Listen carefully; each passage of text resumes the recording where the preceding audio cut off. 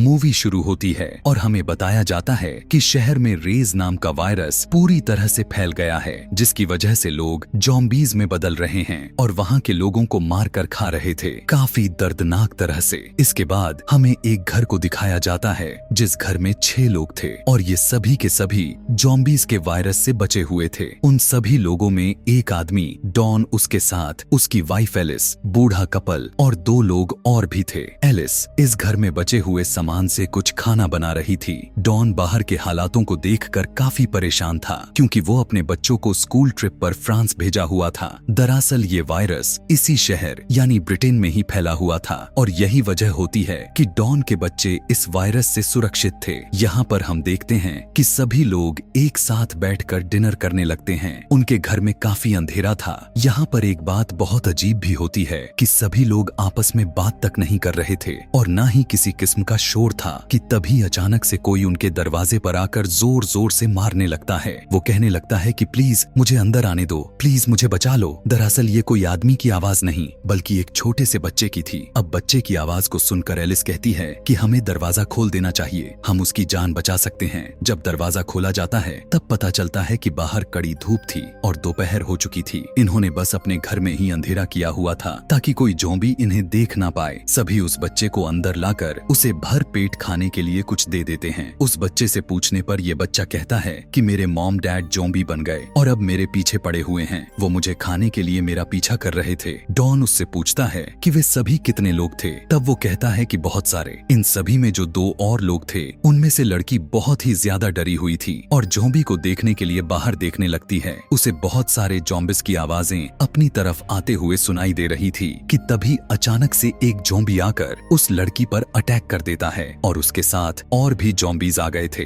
वे सभी अंदर आने की कोशिश करने लगते हैं। एलिस उस बच्ची को बचाकर ऊपर की तरफ जा रही थी। डॉन भी उसके पीछे आता है। डॉन एलिस को इस बच्चे को छोड़ने को कहता है ताकि वो आसानी से भाग सके, लेकिन वो डॉन की बात बिल्कुल भी नहीं सुनती। उधर बूढ़ा कपल बाहर एक और घर में छुप गए थे, लेकिन वो भी ज़ॉम्बीज़ से बच नहीं पाते और वो दोनों उनके शिकार हो जाते हैं। जिसके बाद अब जिस कमरे में एलिस उस बच्चे के साथ थी उधर भी बहुत सारे ज़ॉम्बीज़ आ गए थे। उधर से डॉन भी चिल्लाते हुए एलिस को अपने तरफ बुला रहा था, लेकिन वहाँ इतना ज्यादा ज़ॉम्बीज़ थे कि वे सभी उनका मुकाबला नहीं कर पाती। यह देखकर डॉन भी अपना दरवाजा बंद कर लेता है। एलिस उसे बार बार आवाजें देकर डॉन को बुला रही थी, डॉन मेरी मदद करो, लेकिन दरवाजे को बंद करके विंडो से कूदकर भाग गया था। उसके पीछे और भी बहुत से ज़ॉम्बीज़ पड़े हुए थे जो भूखे उसके तरफ भाग रहे थे। हम एलिस को देखते हैं जिसकी आवाजें मदद के लिए अब आना बंद हो चुकी थी। डॉन बहुत ही शर्मिंदगी के साथ रोता हुआ भाग रहा था। वो सोच रहा था कि उसने अपनी बीवी एलिस को छोड़ दिया, उसकी मदद तक नहीं की।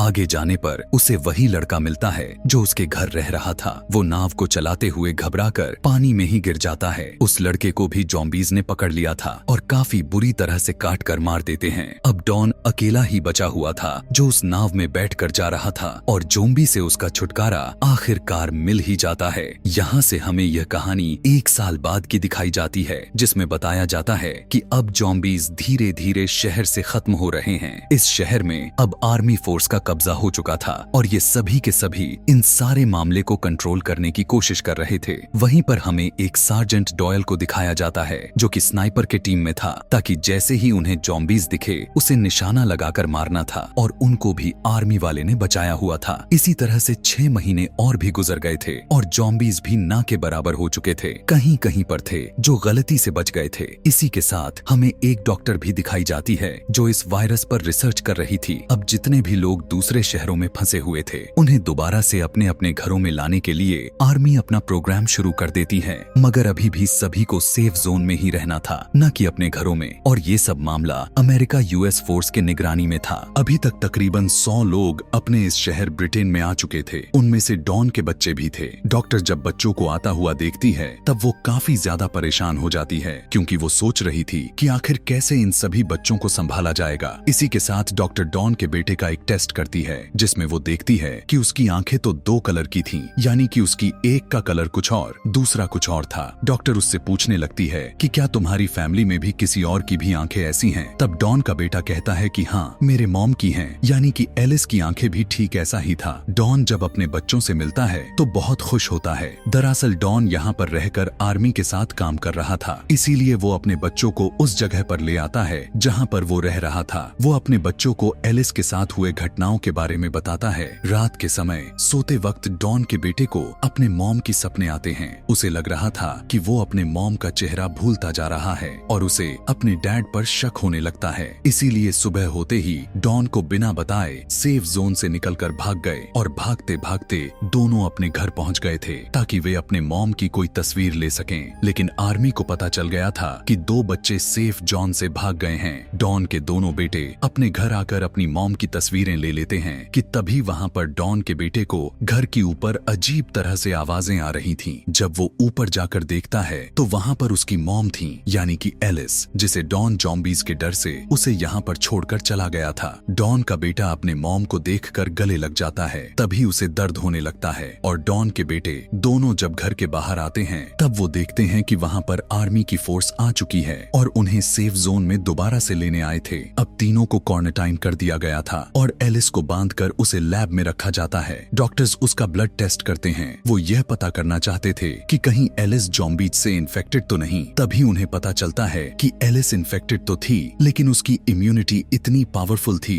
कि ज़ॉम्बीज़ का असर उस पर हुआ ही नहीं। इसीलिए वो अभी तक ज़ॉम्बीज़ भी नहीं बनी थी, मगर उसके खून से या फिर दूसरे लोगों से इन्फेक्टेड हो सकते थे, यानी कि कोई भी व्यक्ति अगर उसके पास रहा तो वो ज़ॉम्बी बन जाएगा। इस बात को जानने के बाद डॉक्टर की आर्मी जनरल एलिस को मारने का फैसला करते हैं, क्योंकि उसे ऐसा लग रहा था कि एलिस सबके लिए खतरा हो सकती है ताकि उसकी वजह से कोई नुकसान ना हो। लेकिन डॉक्टर जनरल को बहुत समझाती है कि एलिस की इम्यूनिटी काफी अच्छी है और हम उसके वैक्सीन बना सकते हैं। और जब इन सब के बारे में डॉन को पता चलता है कि एलिस अभी भी जिंदा है, तब वो अपने बच्चों के पास जाता है। लेकिन उसके दोनों बेटे उससे काफी गुस्सा थे। वो उससे कहते हैं कि आप जानते थे कि मॉम जिंदा थी, मगर अब वो ज़ॉम्बी बन गई हैं। डॉन अपने बच्चों के इन सब की बातों को सुनकर बहुत ज्यादा डरा हुआ था, क्योंकि जाहिर था कि बस वही जानता था कि एलिस को उसने ही छोड़कर भागा था, इसलिए रोकर उससे माफी मांगता है। अब जैसे ही वो उसके थोड़ा और करीब जाता है तो वो चीखने लगता है और वो ज़ॉम्बी बनने लगता है। एलिस उसकी इस तरह के हालत को देखकर मदद के लिए चिल्लाने लगती है और अब पूरी तरह से डॉन ज़ॉम्बी में बदल जाता है, जिसके बाद वो एलिस को काफी खतरनाक तरीके से नोच कर मार देता है, जिसके बाद बाहर आकर आर्मी की टीम पर अटैक कर देता है। डॉक्टर भी डॉन के बच्चों को लेकर सेफ जोन की तरफ भागने लगती है, लेकिन डॉन वहां पर भी पहले से आ गया था और लोगों की चिल्लाने की आवाजों को सुनकर वहां के दरवाजे डॉन तोड़ने लगता है। डॉन का बेटा उसे देखकर भागता है और वो भागकर एक ऐसी वेंट में जाकर छुप जाता है। नीचे से लोगों की चीखने की आवाजें आ रही थीं और डॉन उन्हें काट काट कर ज़ॉम्बी बना रहा था और जितने भी लोग ज़ॉम्बी बने थे वे सभी ज़ॉम्बी एक दूसरे को काटकर उन्हें भी ज़ॉम्बी बना रहे थे। हर तरफ खौफनाक वाली माहौल हो चुकी थी। सभी के सभी अपना जान बचाकर भागना चाहते थे। वहां पर स्नाइपर्स को भी अलर्ट किया गया था, लेकिन उन्हें यह समझने में काफी मुश्किल होता जा रहा था कि भीड़ में कौन ज़ॉम्बी और कौन आदमी है। लेकिन तभी ऊपर से ऑर्डर दे दिया जाता है कि सभी को मार दिया जाए। इस बात को सुनकर उस स्नाइपर डॉयल को, जिसको हमने शुरू में देखा, उसे काफी अजीब लगता है, क्योंकि उसे लोगों को बचाना था, उनकी मदद करनी थी, न कि उन्हें मारना था। वो देखता है कि डॉन के बेटे के आगे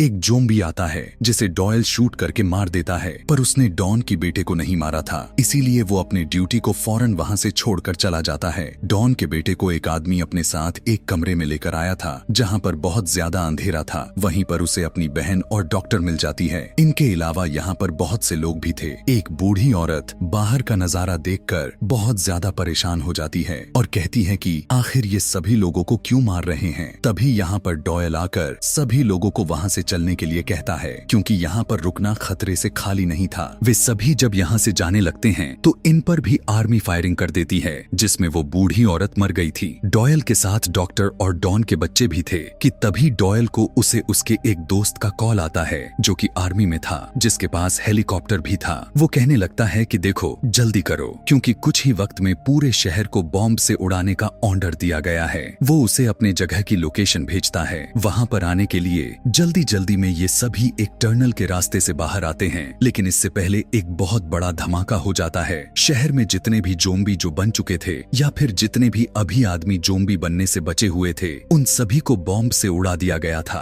डॉयल डॉक्टर के साथ बच्चों को लेकर वहां से भाग रहा था। ये सभी उसके दोस्त के बताए हुए लोकेशन पर आ चुके थे। तभी डॉयल का दोस्त वहां उस लोकेशन पर अपना हेलीकॉप्टर लेकर आ जाता है। वो डॉयल को बताता है कि तुम्हारे पीछे कुछ बचे हुए ज़ॉम्बी आ रहे हैं। यह सुनकर डॉयल डॉक्टर और बच्चों को छुप जाने को कहने लगता है, लेकिन यहाँ पर एकदम से तख्त ही पलट जाता है। डॉयल का दोस्त उससे कहता है, देखो मुझे सिर्फ तुम्हें लेकर जाने को कहा गया था ना। अगर मैं किसी बचे हुए सिविलियन शहर के लोगों को बचाकर ले जाता हूँ तो आर्मी वाले मुझे भी मार डालेंगे। लेकिन डॉयल उन्हें यहाँ से छोड़कर उसके साथ नहीं जाता। वो सभी की मदद करना चाहता था, इसीलिए वो अकेला ही उसे वहाँ से भेज देता है। लेकिन तभी इनके पीछे बहुत सारे ज़ॉम्बी पड़ जाते हैं। ये भागकर शहर की तरफ आ जाते हैं, लेकिन शहर में आर्मी ने ज़ॉम्बीज को मारने के लिए जहरीली गैस छोड़ी हुई थी, जिस वजह से वहाँ पर आम इंसान सांस नहीं ले सकता था। उससे बचने के लिए सभी के सभी एक वैन में जाकर छुप जाते हैं और सारे ज़ॉम्बीज इनके गाड़ी के आसपास आकर इन पर हमला करने लगे थे,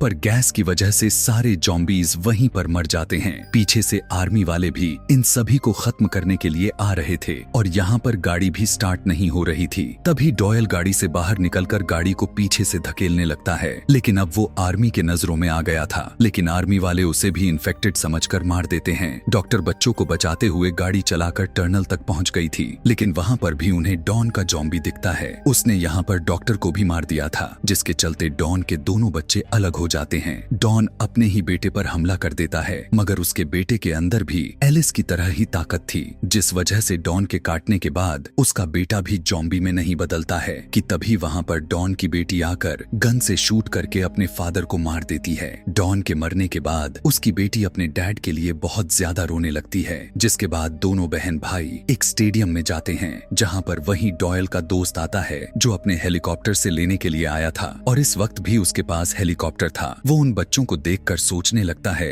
कि उसे इन्हें बचाना चाहिए या नहीं। शायद वो इन्फेक्टेड ना हो, लेकिन फिर भी वो उन्हें बचाने का फैसला करता है और अपने हेलीकॉप्टर से दोनों को बैठाकर ब्रिटेन शहर से बाहर लेकर जाने लगा, जो कि ऊपर से हम शहर का नजारा देखते हैं। यहाँ से सीधा हमें 28 दिन के बाद का सीन दिखाया जाता है, जहाँ पर बचे हुए ज़ॉम्बीज एक टनल के रास्ते से पेरिस शहर में घुस चुके थे, और डॉन के दोनों बच्चे और उस हेलीकॉप्टर वाले को क्या हुआ और वे सभी कहां पर गए, इस बारे में हमें नहीं बताया गया। और इसी के साथ यह कहानी यहीं पर समाप्त हो जाती है। ऐसे ही और मूवी एक्सप्लेनेशन देखने के लिए कमेंट में नेक्स्ट लिखना ना भूलें। Thanks for watching.